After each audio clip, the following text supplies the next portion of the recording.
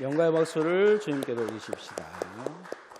오늘 설교 제목을 예수님의 성품을 가집시다 이렇게 정해봤습니다. 따라하십시다.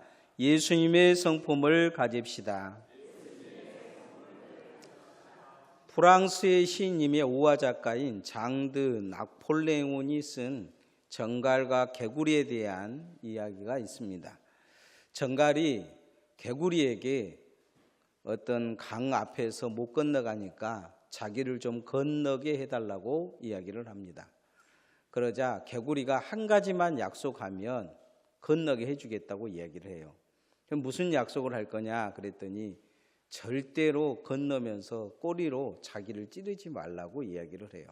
그래서 개구리가 하는 말이 야, 너 찔러버리면 나도 죽는데 누가 그런 바보 같은 짓을 하겠느냐, 그렇게 이야기하니까 개구리가 그 말을 믿고 정갈을 등에다 업고 헤엄을 치면서 강을 건너갑니다.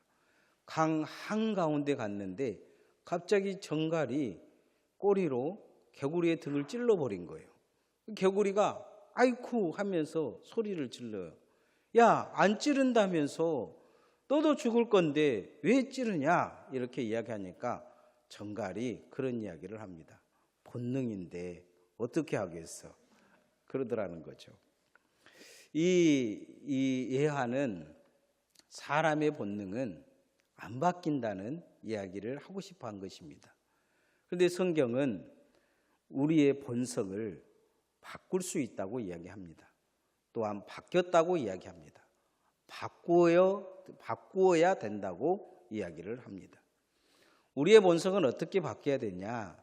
죄의 본성에서, 사단의 본성에서, 악의 본성에서 예수님의 본성으로 바뀌어야 합니다. 예수의 본성이 우리에게 이미 주어졌다고 성경은 오늘 말씀하고 있습니다. 우리에게 그래도 예수의 본성이 주어졌는데 우리 안에 남은 본성이 있어요. 사단이 심어놓은 죄와 악의 본성입니다. 갈라디아 5장 19절에서 21절까지 악의 본성으로 맺는 악의 열매들이 나옵니다. 음행과 우상 숭배와 원수 맺는 것과 시기와 본냄과 당짓는 것과 분열과 이단과 술 취함과 투기와 방탕함이 그런 것이다 말씀하고 있습니다. 반대로 예수의 성품, 성령을 받으면 성령의 열매를 맺는 예수의 성품이 맺는 그 열매에 관해서 이야기를 하고 있어요. 이 9가지의 성품에 대해서 이야기를 하고 있는데 그것은 사랑과 희락과 화평과 오래 참음과 자비와 양성과 충성과 온유와 절제라고 말하고 있습니다. 사도 바울은 이 두 성품이 우리 안에 이미 존재하고 있고 부딪히고 있다고도 이야기를 하고 있어요.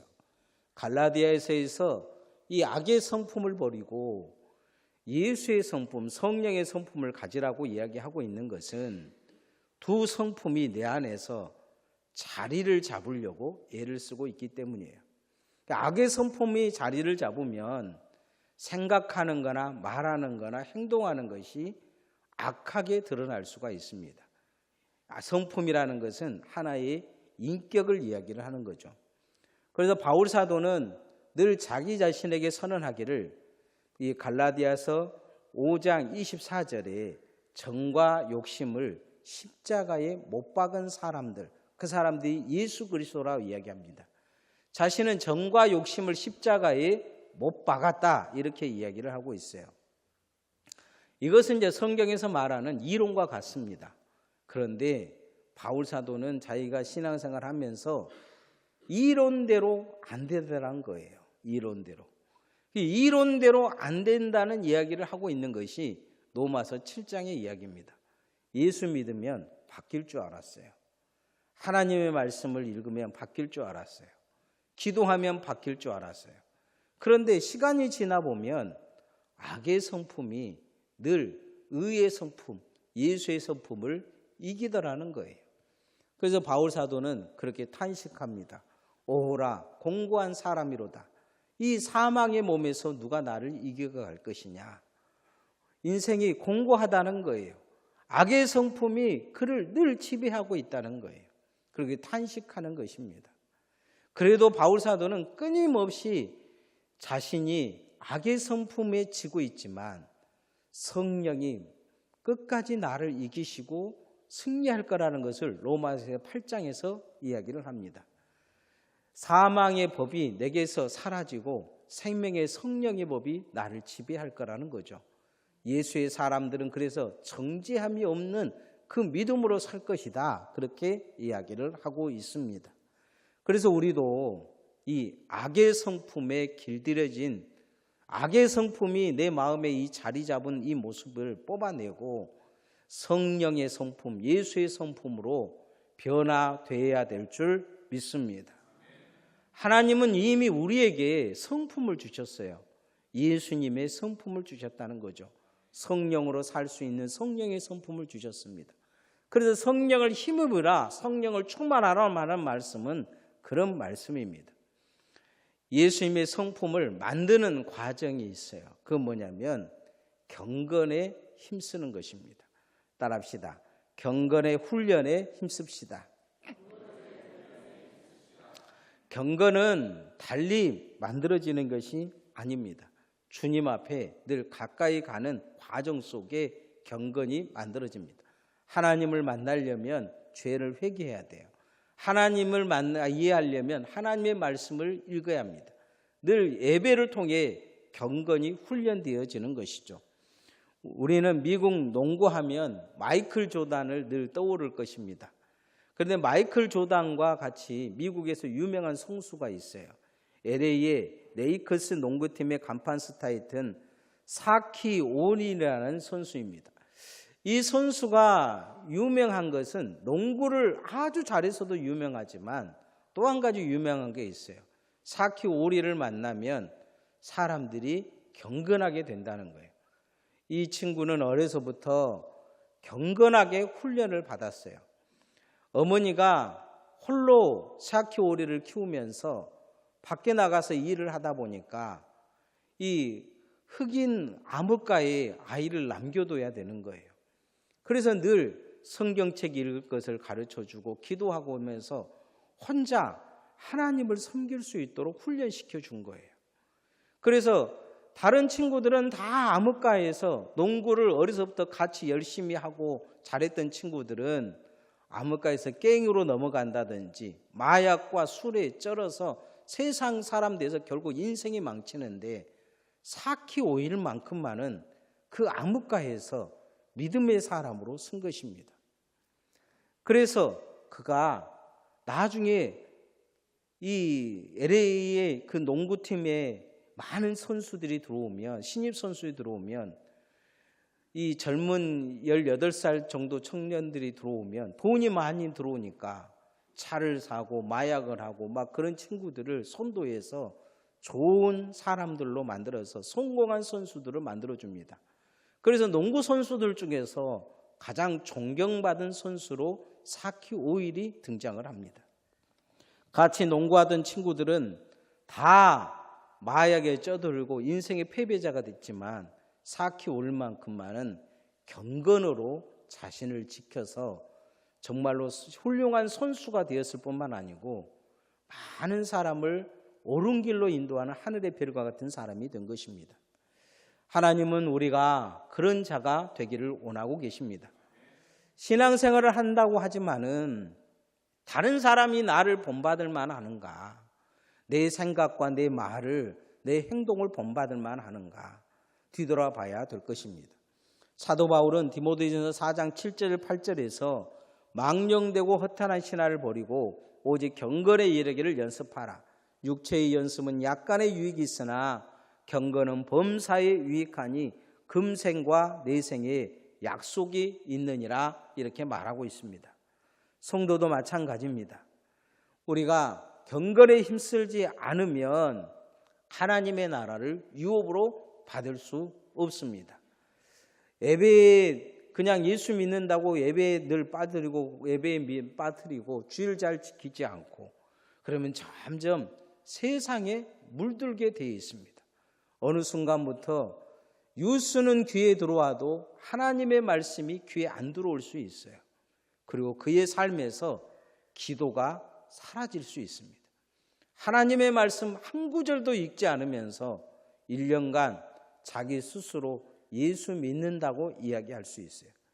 그건 안개처럼 어느 순간 믿음이 사라질 위기에 놓인 것입니다. 세상에 물들어 버린 거죠. 어떤 분은 그런 생각할지 몰라요. 나는 경건이 없는데 경건이 어떻게 힘쓸 수 있느냐? 그렇지 않습니다. 하나님은 예수 믿는 우리에게 먼저 성령을 보내주셔서 경건함을 주십니다. 그 경건이 뭐냐? 기도하는 거예요. 예수 믿기 전에는, 믿음이 없기 전에는 하나님 앞에 기도하지 않습니다. 그러나 예수를 믿고 고백하는 순간 그의 삶에 기도가 나옵니다. 찬송이 나와요.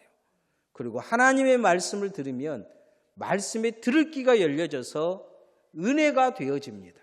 내 인생을 바꿔야 되겠다. 내가 주님께 나아가겠다는 결단이 생깁니다. 이게 바로 경건입니다. 그래서 오늘 성경은 하나님은 신기한 능력으로 생명과 경건에 속한 모든 것을 우리에게 주셨다 말씀합니다. 베드로후서 1장 3절 말씀 한번 읽어보십시다. 시작. 그의 신기한 능력으로 생명과 경건에 속한 모든 것을 우리에게 주셨으니 이는 자기의 영광과 도구로서 우리를 부르신 자를 알므로 말미암으니라. 우리를 부르신 자를 알므로 무엇이 주어졌느냐? 신기한 능력이 주어졌다는 거예요. 신기한 능력이라는 것은 세상에서는 이해할 수 없는 거라고 이야기를 하고 있어요. 그래서 그 신기한 게 뭐냐? 생명을 주셨다는 것입니다. 죽어버린 영혼을 다시 살리셨다는 거예요. 살아있다 하나 죽은 자였는데 정말로 산 자로 바꿔주시겠다는 거예요. 영혼이 하나님의 나라에서 영이 살아서 영생할 수 있는 자로 바꿔놓으셨다는 거예요. 누구를 알므로? 예수를 알므로, 그리스도를 알므로, 하나님을 알므로, 성령을 알므로 우리가 그렇게 바뀌었다 말씀하고 있습니다. 그리고 또 한 가지를 주겠는데 그것을 유지할 수 있는 경건을 주었다는 거예요. 이 경건이라는 것은 믿음을 지킬 수 있는 힘을 이야기하는 것입니다. 예수 믿고 나서 우리가 기도할 줄 알고 하나님의 말씀이 들린다는 거예요. 믿음으로 들린다는 거예요. 세상 사람들은 물음표를 찍고 아니면 X를 그리지만 우리는 그걸 아멘으로 받아들일 줄 안다는 거예요. 그리고 그 말씀이 내 삶에서 은혜가 되어지고 능력이 되어져서 나를 바꿀 뿐만 아니고 다른 사람도 바꿀 수 있는 힘이 생긴다는 거예요. 이것을 경건이라 이야기하고 있어요. 바울 사도는 디모데전서 4장 5절에 말씀과 기도로 거룩해진다 이야기합니다. 이 경건하게 되면 거룩으로 나아가게 돼 있어요. 경건에 물들면 세상의 악을 이길 수 있습니다. 사단의 유혹에서 벗어날 수 있어요. 사단의 유혹이 무엇인지 정확히 보입니다. 그리고 악의 성품에서 예수님의 성품으로 바뀌게 돼 있습니다. 미워하고 증오하는 마음이 사랑하는 마음으로 바뀝니다. 지배하고 권력을 지배하고 다스리고 남을 이용해 먹는 마음이 섬기고 나누는 마음으로 바뀝니다. 그의 인격이 되어지는 거예요. 내가 그렇게 마음을 먹지 않더라도 무의식적으로 화가 나기보다는 용서하는 마음이 생기고 무의식적으로 남을 죽이려는 마음보다는 살리려는 마음이 무의식 속에까지 잠재할 수 있다는 거예요. 그래서 예배와 말씀과 기도로 경건의 능력을 갖기를 소원합니다. 경건의 모양만 있는 게 아니고 경건의 능력을 통해 예수님의 성품이 여러분의 성품 되는 그런 은혜로 여러분이 주님 앞에 온전히 설 수 있기를 소원합니다. 두 번째로 우리가 경건의 능력을 얻기 위해서 먼저 닮아가야 될 것이 있습니다. 그건 뭐냐면 예수님의 성품을 닮아가야 합니다. 따라합시다. 예수님의 성품을 닮아갑시다. 닮아간다는 것은 아주 좋은 것입니다. 우리가 운동선수들 보면 누구를 닮습니까? 못하는 사람을 닮기보다 잘하는 사람의 폼을 그대로 닮아갑니다. 그 모습을 그대로 하려고 하는 것을 볼 수가 있어요. 마찬가지로 우리도 예수님의 말과 행동과 그 생각과 그 사상과 그리고 그분의 경건을 닮아가야 될 줄 믿습니다. 여러분, 북한이 갑자기 쳐들어와서 우리 교회를 다 이렇게 점령을 하고 저에게 와가지고 예수 믿는 사람, 네 교인들 다 지목하라. 그런데 제가 미쳐가지고 정말로 여러분 집집마다 찾아다니면서 이 집이 우리 교인 집이요. 그래가지고 여러분을 강진 동초등학교 앞에 그 운동장에다 다 모아놓고 총살하려고 서 있는데 제가 그 앞에서 빨간 완장 싹 차고 김일성 수령 만세 하고 이렇게 차고 그 앞에 딱 서 있다면 여러분 분위기는 어쩌겠습니까? 여러분 한 사람이라도 살아남았다면 다시 우리 국군이 이렇게 이쪽을 지배한다면 북한에 동조한 사람 찾아내라면 일본어로 누구 이야기하겠습니까? 홍 목사 이야기할 거예요. 그런 일이 있었습니다. 공산 정권이 쳐들어와서 임자도라는 섬에 진리교회에 다니는데 이 진리교회에 이판일 장로님이란 분이 계셨어요. 자기 가족뿐만 아니고 친척들을 다 전도해서 다 교회를 다니게 했어요. 그런데 공산당에 또 오니까 가족 13명과 교인 48명이 순교한 사건이 일어났습니다. 그날 밤 그 지역에 그 교회뿐만 아니고 죽창과 멍동이로 때리고 찔러 생명한 사람이 수백 명인데 이 교회에서만 48명이 순교했습니다. 이때 교인 중에서 유일하게 홀로 남은 사람이 있었어요. 이 이판일 장로님의 아들 이인재가 목포에 잠깐 일보러 나갔다가 살아납니다. 이인재는 그 소리를 듣고 죽어버리고 싶은 생각이 들어서 자살하려고 하는데 하나님의 음성이 들립니다. 사랑하는 아들아, 원수를 사랑으로 갚으라. 이 이야기가 들려요. 그래서 자신들의 가족과 교인들의 장례를 치르기 위해서 임자도로 들어갑니다.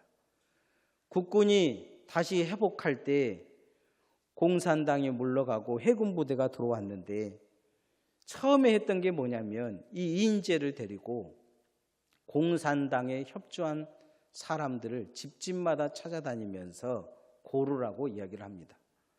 그럴 때 협조하지 않았다고 하면 완장을 채워줬는데 태극기 완장을 채워줬다고 해요.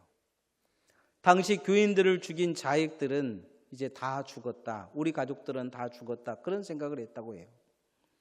다른 섬에서는 이 공산당에 협조한 사람들은 거의 다 죽었는데 이 섬에서는 죽지 않고 살아남았습니다. 이유는 이인재가 전부 다 태극기 완장을 채워줬기 때문이에요. 그리고 이인재는 아버지의 소원대로 신학교를 가서 목사가 돼서 다시 이 교회로 내려옵니다. 이인재가 이 교회 목사로 내려오자 공산당이었으면서 그들의 앞잡이였고 사람 죽이도 했던 이 사람들이 다 교회에 나오게 됩니다. 이인재는 자기 아버지를 죽인 청년이 늦게 결혼도 못하고 그런 걸 보고 중매를 서서 결혼을 시키고 나중에 믿음을 성장시켜서 그 교회의 장로로 세웁니다. 이런 일은 세상 성품 가지고는 안 됩니다. 그 안에 이미 불쑥불쑥 튀어나온 악의 성품이 있었다면 이인재는 그 청년을 보고 분명히 내 아버지를 죽였다면서 화가 끓고 분노가 끓어서 그를 죽이자고 했을 것입니다. 그런데 이인재는 그를 살려준 것입니다. 사단은 세상을 멸하고 죽이러 왔다고 성경은 말씀합니다.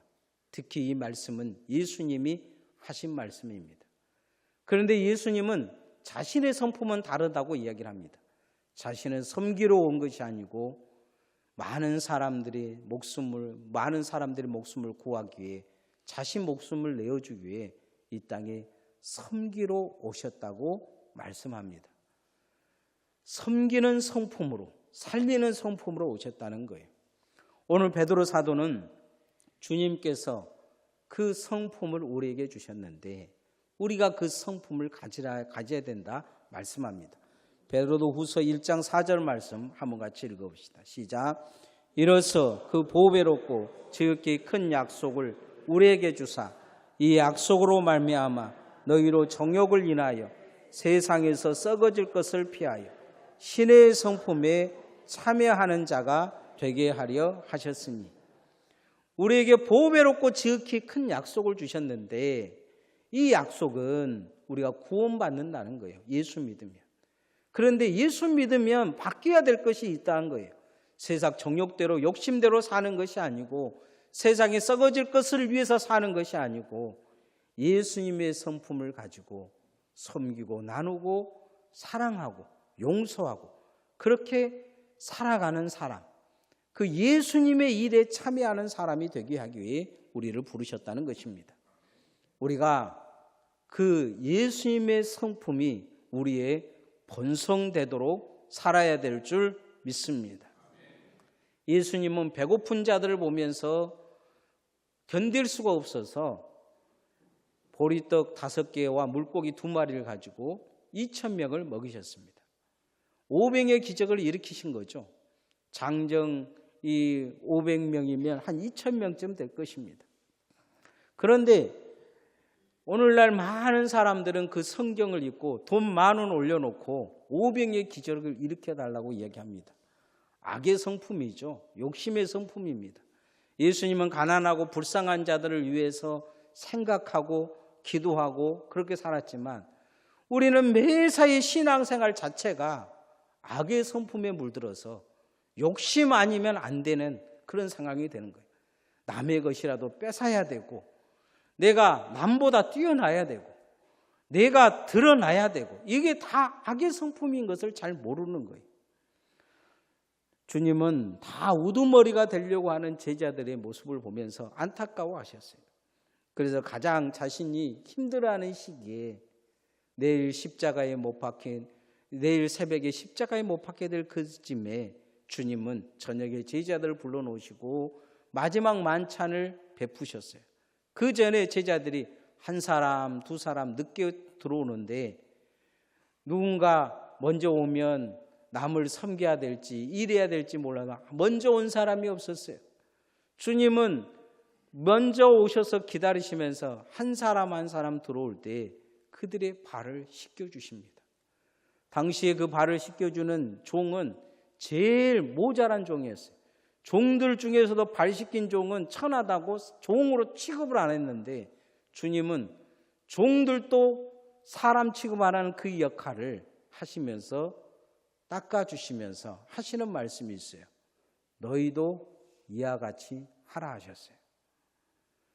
주님의 성품을 본받지 않으면 우리는 그 일을 감당하지 못합니다. 악의 성품 가지고는 감당할 수가 없어요.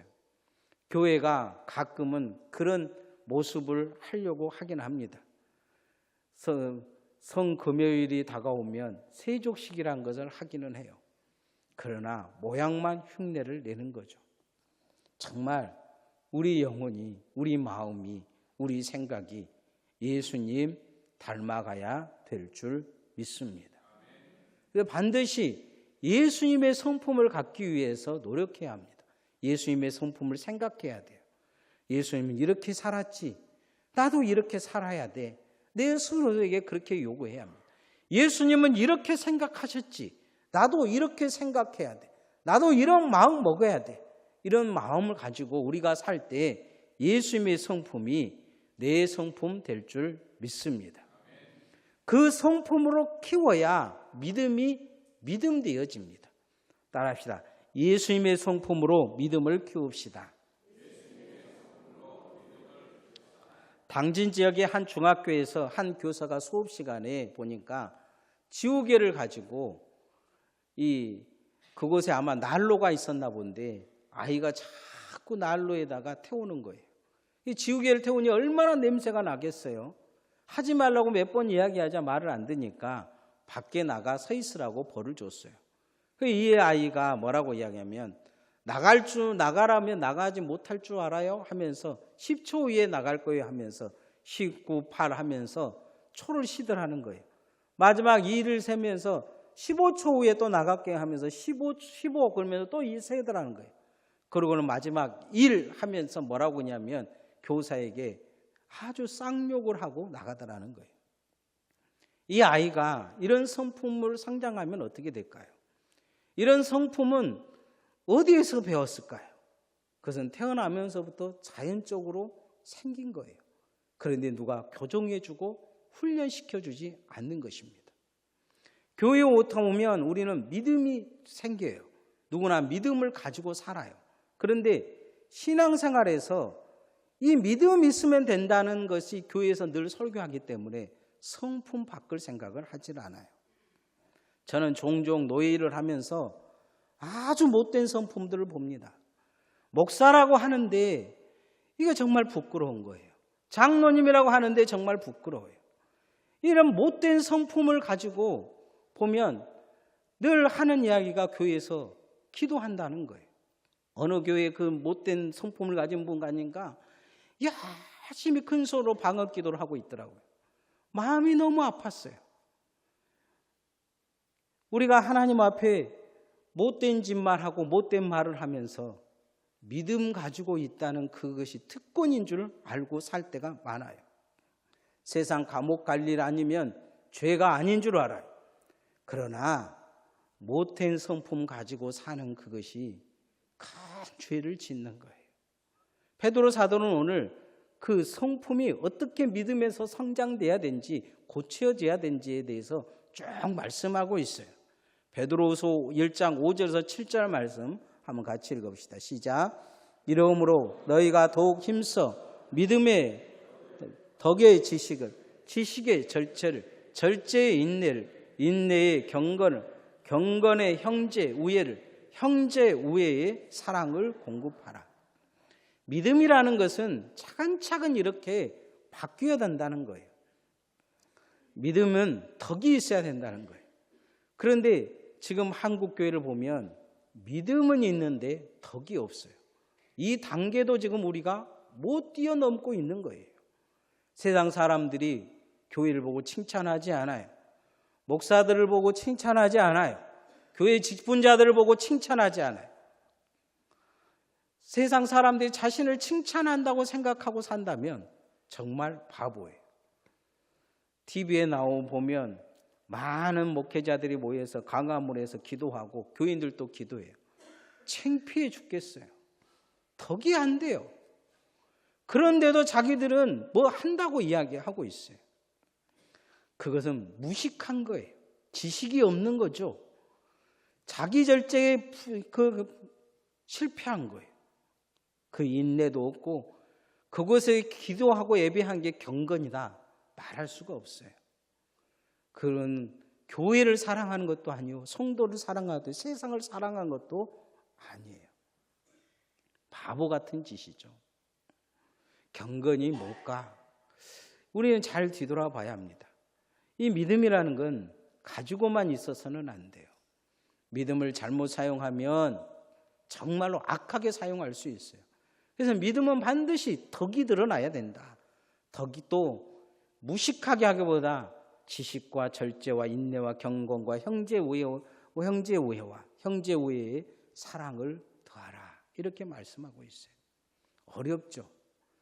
예수 믿기는 더 어렵지만 예수 믿고 나서 이 믿음을 주님이 말씀하신 사랑으로까지 바꾸기가 아주 힘듭니다. 그러나 우리도 믿음을 잘 키워서 사랑으로 바뀌어서 사랑의 열매가 맺을 때까지 우리가 성장해야 될 줄 믿습니다.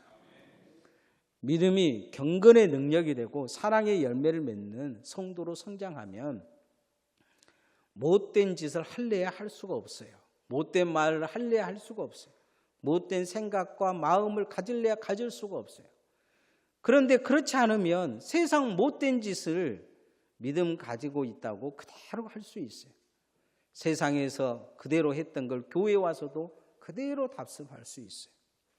그래서 우리는 예수님의 성품으로 믿음을 잘 키워서 사랑의 열매가 맺을 때까지 그렇게 성장해야 될 줄 믿습니다.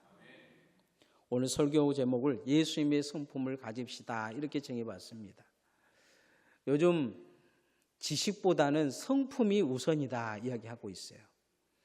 고위공직자들 중에서도 우리나라는 옛날에 실력과 능력이 우선인 줄 알았어요.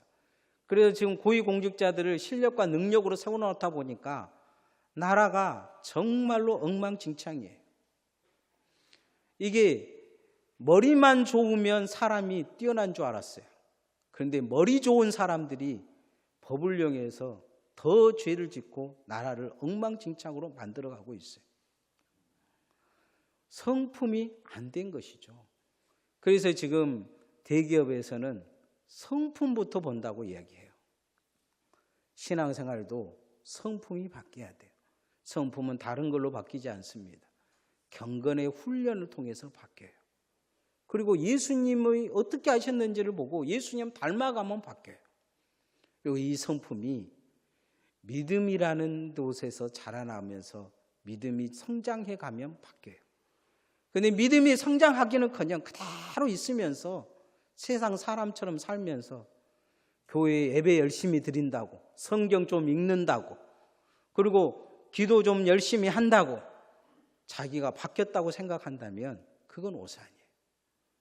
예수님의 성품이 오늘 말씀처럼 사랑의 열매가 맺혀질까지 성장해야 됩니다. 우리가 예수님의 성품을 가질 수 있기를 소원합니다.